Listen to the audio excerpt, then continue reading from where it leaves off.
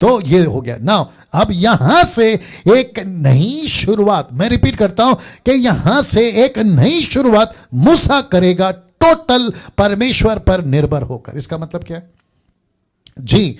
इसका मतलब है, बहुत ध्यान से सुनिएगा, कि मूसा को परमेश्वर ने जब जलती झाड़ी में दर्शन दिया था ना, तो वहां से उसका शुरुआत हो गया था उस 80 साल का, माफ करें, उस 40 साल का पहला दिन का शुरुआत, जहां परमेश्वर ने कहा कि बेटा अब मैं रख रहा हूं। पहला बता देता हूं, क्योंकि अब ना मूसा के पास में फिरौन का घर रहा, ना ससुर का घर रहा। मूसा यहां पूरा जीरो, टोटल जीरो। एक तरफ तिरस्कार किया हुआ 40 साल, दूसरों के घर पर रहा, खुद का कुछ नहीं था। इस तरीके से टोटल जीरो। अब आप कहोगे पास्टर डैनियल, मूसा टोटल जीरो, ये कैसे? मैं क्या बता रहा हूं, पौलुस के नजरिए से देखे, इब्रानियों की किताब उसका 11 का 25 से 26 लिखा, इसलिए कि उसे, ब्रैकेट में मूसा को, इस लिखा इसीलिए कि उसे, मूसा को ब्रैकेट में, पाप में थोड़े दिन के सुख भोगने से परमेश्वर के लोगों के साथ दुख भोगना उत्तम। ये शब्द देखिए, उत्तम। क्यों?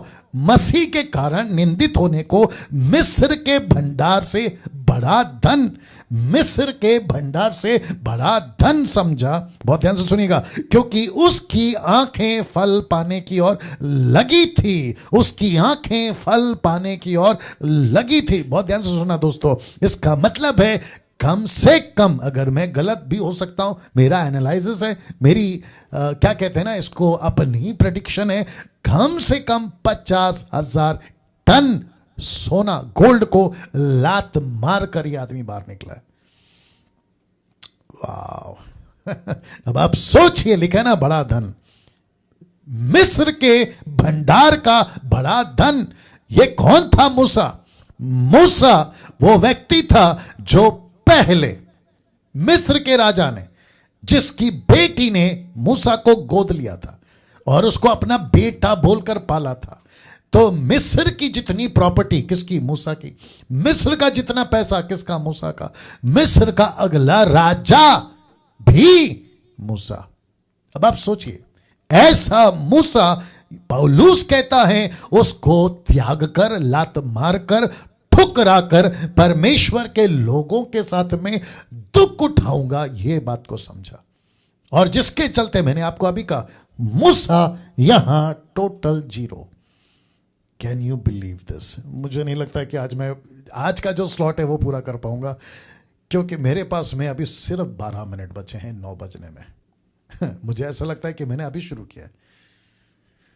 वाह, मैं फिर कहता हूं, यहां टोटल जीरो। लेकिन एक अच्छी बात रखने जा रहा हूं, जितने प्रभु के दास हैं, आप अपने आप को उत्साहित करिए। मैं आपको बताने जा रहा हूं, मैं बताता हूं क्यों। अगर वो यहां टोटल जीरो है, यहां के पैसे को उत्तम नहीं समझा, परमेश्वर की लोगों को, सेवा को उत्तम समझा, दुख उठाना उत्तम समझा, परमेश्वर के घर को उत्तम समझा, परमेश्वर के सेवा को उत्तम समझा, इसलिए उत्तम को मैंने ब्लैक से स्पॉट किया ताकि आप समझ सके। लेकिन फिरौन की बेटी का बेटा बनना इनकार किया। रिपीट करता हूं, फिरौन की बेटी का बेटा बनना इनकार किया। और लिखा है कि उसकी आंखें एक ऐसी जगह पे लगी थी जो यहां का पैसा नहीं है। और यही चीज परमेश्वर ने मूसा को सिखाया कि बेटा, जो 40 साल में, पहला वचन पढ़वा देता हूं, मत्ती 6:20 कहता है, परंतु अपने लिए स्वर्ग में धन इकट्ठा करो, जहां ना तो कीड़ा ना काई बिगाड़ते हैं और जहां चोर सेंध लगाते और ना चुराते हैं। इसका मतलब है, बहुत ध्यान से देखना, मजा आएगा, अगर आपका दिल करे तो ताली बजा लीजिएगा। मूसा ने जो 80 साल में नहीं कमाया था, वो 40 साल में कमा गया। वापस कहता हूं कि मूसा जो 80 साल में नहीं कमाया था, वो 40 साल में कमा गया। कुछ लोग कमेंट कर रहे हैं कि आप टेंशन मत लीजिए टाइम का, आप आगे बढ़िए। Thank you sir. Trilok Singh, okay, thank you Trilok साहब। वापस आते हैं, मूसा ने जो 80 साल में नहीं कमाया, वो 40 साल में कमा गया। एक अगवे की सच्ची कमाई स्वर्ग में यही है, स्वर्ग में ही है, माफ करें, एक सच्चे अगवे की कमाई स्वर्ग में ही है। मैं आपको मैं क्या करूं? मैं आपको बताऊं, आपके पास में यहां गाड़ी नहीं है ना, रत्ती भर भी चिंता नहीं करना। आपके पास में यहां पे गाड़ी बंगला नहीं है ना, रत्ती भर भी चिंता नहीं करना। आपको पता है क्यों? बहुत ध्यान से सुनना। जितने भी सेवक या जितने भी मिनिस्टर या जितने भी बड़े बड़े प्रभु के दास जो बाइबल में सेवा किए, आप उनकी हिस्ट्री निकाल के देखिए, आप उनका जीवन उठाकर देख लीजिएगा। एक त्याग का जीवन जिया है, एक सैक्रिफाइस का जीवन जिया है, एक बलिदान का जीवन जिया है। वो कोई भी क्यों ना हो, अगर उनके पास प्रॉपर्टी थी तो उनको मस्ती भी कितनी आई ये भी देख लेना। वो चाहे राजा सुलेमान हो, क्योंकि कुछ लोग कहते हैं राजा सुलेमान के पास में भयंकर पैसा था, लेकिन राजा सुलेमान का अंत देखा है आपने? मूर्ति पूजक में अंत किया उसने। राजा दाऊद, जब उसके पास में पत्थर का तकिया हटके, जब उसके पास में महल का नरमदार तकिया आ गया, तो छत पर जो मस्ती करी उसको भी नहीं भूलना। वो जोसेफ था जिसके पास पैसा तो था, लेकिन उसने कभी उस पैसे को खुद के लिए इस्तेमाल नहीं किया। उसने परमेश्वर के इज़राइल के गोत्रों को पालने में इस्तेमाल किया। पौलुस की तो बात ही अलग है। पौलुस कहता है कि हमको पृथ्वी पर धन इकट्ठा करना ही नहीं है। और यीशु ने क्या कहा? फिर से रखना होगा। यीशु ने कहा, परंतु अपने लिए स्वर्ग में धन इकट्ठा करो, जहां ना तो कीड़ा ना खाई बिगाड़ते, जहां चोर ना सेंध लगाते ना चुराते हैं। मैं फिर कहता हूं, आप कहां हो?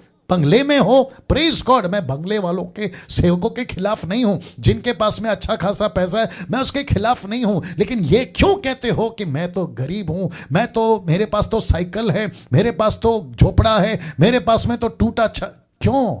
आपको परमेश्वर कह रहा है कि बेटा यहां नहीं, स्वर्ग में धन इकट्ठा कर। क्या बात है दोस्तों, क्या बात है।